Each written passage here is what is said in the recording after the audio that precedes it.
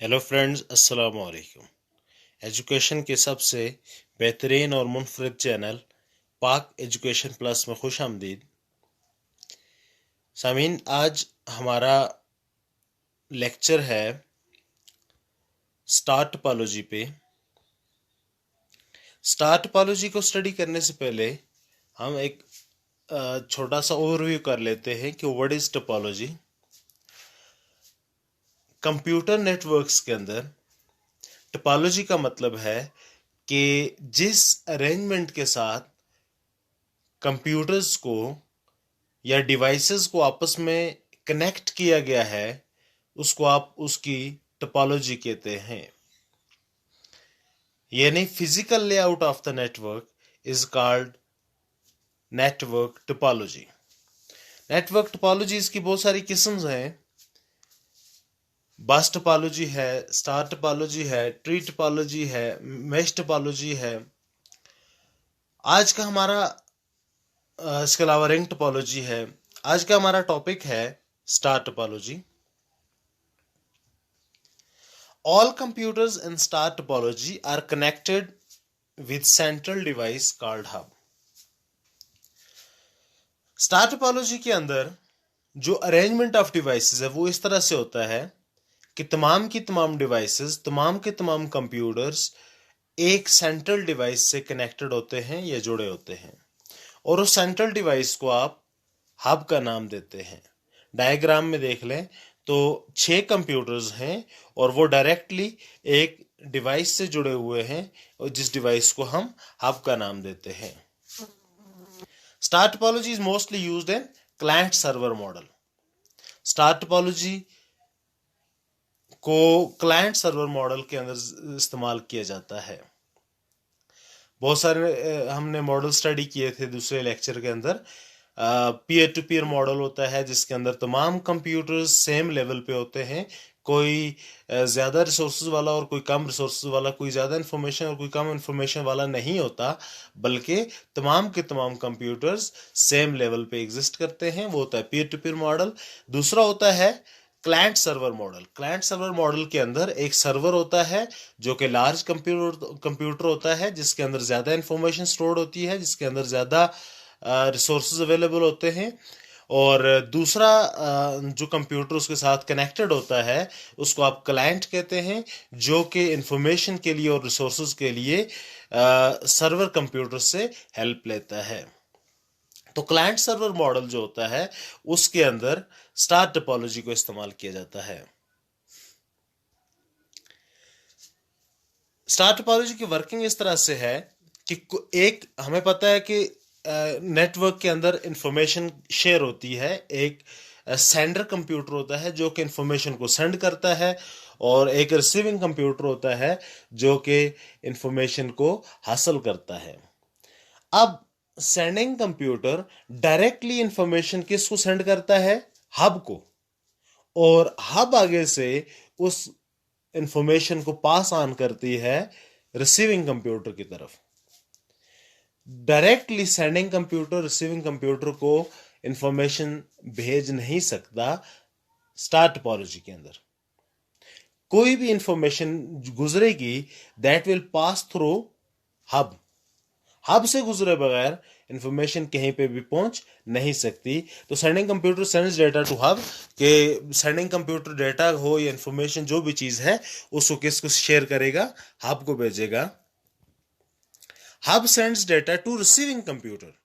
Hub उस computer को, उस डेटा को आगे जिस कंप्यूटर तक पहुंचानी है, जो डेस्टिनेशन है, जो उस डेटा की मंजिल है, उस तक फॉरवर्ड करना हब का काम है। Each computer in star network topology communicates with central hub. यानी हर कंप्यूटर डायरेक्टली किससे रब्ता करता है? सेंट्रल हब से। चाहे उसको डेटा सेंड करना है, चाहे उसको डेटा रिसीव करना है। तो ये बड़ी सिंपल सी वर्किंग है स्टार टोपोलॉजी की। Advantages of star topology. Star topology के फायदे क्या क्या हैं? It is easy to maintain and modify network. Network को मेंटेन और मॉडिफाई करना, यानी बनाना, फिर उसको बहाल रखना, फिर उसके अंदर कोई तब्दीलियां लानी, ये सारा बहुत ही आसान है। बड़ी सिंपल सी बात, आपने कोई नई डिवाइस ऐड करनी है तो आप क्या करेंगे, उसको डायरेक्टली कनेक्ट कर देंगे हब के साथ, और कोई डिवाइस आपने वहां से रिमूव करनी है तो आप हब से उसका कनेक्शन रिमूव कर देंगे। एक डिवाइस को ऐड या रिमूव करने के लिए दूसरी डिवाइसेस को इफेक्ट करने की कोई ज़रूरत नहीं है। एडिंग और receiving computer can be done without disturbing the network. वो बात जो हम एक्सप्लेन कर चुके कि एक डिवाइस को ऐड करने के लिए या एक डिवाइस को रिमूव करने के लिए बाकी सारे नेटवर्क को डिस्टर्ब करने की कोई ज़रूरत नहीं है। ये बाकी नेटवर्क को डिस्टर्ब किए बगैर ये सारा काम किया जा सकता है। Finding faults becomes very simple. Fault को ढूंढना बहुत ही आसान है, क्योंकि अगर डेटा नहीं पहुंच रहा तो सिर्फ दो लाइन्स हैं, दो तारे हैं जिनको आपने चेक करना है, सेंडिंग कंप्यूटर से लेकर हब तक और हब से लेकर रिसीविंग कंप्यूटर तक।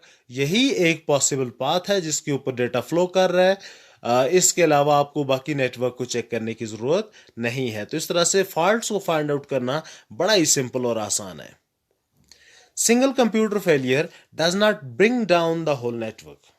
कोई एक डिवाइस, कोई एक हब को छोड़ के कोई एक कंप्यूटर अगर ब्रेक डाउन, उसका वो काम करना छोड़ देता है, उसका फेलियर हो जाता है, तो उससे बाकी नेटवर्क की फंक्शनैलिटी पे कोई असर नहीं पड़ेगा। ये हम हब की अभी बात नहीं कर रहे। हब के अलावा बाकी कोई कंप्यूटर अगर फेल हो जाता है तो उससे बाकी नेटवर्क जो है वो ब्रेक डाउन नहीं होगा। It is more flexible than other topologies. दूसरी टोपोलॉजीज के मुकाबले में ये ज्यादा फ्लेक्सिबल है, इसके अंदर चेंजेस लाना बड़ा ही आसान है। Disadvantages of star topology. Star topology के नुकसानात क्या क्या हैं? If central hub fails the entire network breaks down.